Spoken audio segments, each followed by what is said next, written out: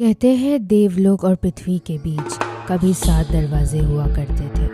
6 बंद कर दिए गए, पर एक दरवाज़ा आज भी सांस लेता है और हर 108 साल बाद वो एक इंसान को चुनता है। सुबह हुई, गांव शांत था, पक्षियाँ उड़ रही थी। एक लड़की भगवान की तस्वीरें बना रही थी मंदिर के दीवारों पर। ये कहानी है ईशानी की, एक सीधी सी गांव की लड़की जिसे रंगों से भगवान बनाना बहुत पसंद था। उसके लिए भगवान सिर्फ मंदिर में नहीं, हवा में, पानी में और हर सांस में बसते थे।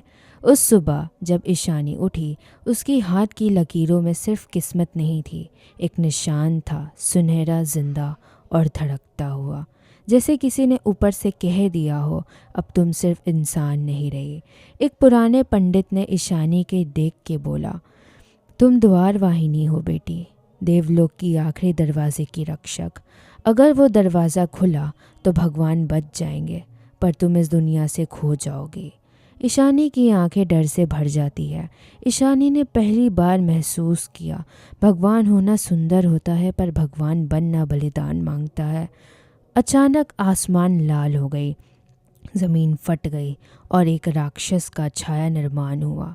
उस रात ज़मीन ने सांस ली और पाताल से उठकर आया एक राक्षस, एक न जिंदा न मरा हुआ, सिर्फ भूखा देवलोक के लिए।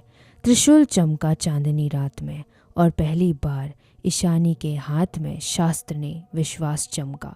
तभी आकाश में तैरता हुआ एक सुनहरा दरवाज़ा दिखा। दरवाज़ा खुल रहा था और साथ ही ईशानी का इंसान होना बंद हो रहा था।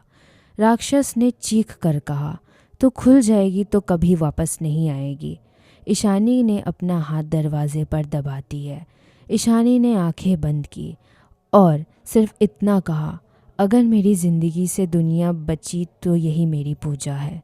और एक ज़ोरदार रोशनी फटी। अगली सुबह गांव शांत। मंदिर की दीवार पर बने चित्र में ईशानी को देवताओं के बीच दर्शाया गया। गांव वैसा ही था, पर ईशानी नहीं थी।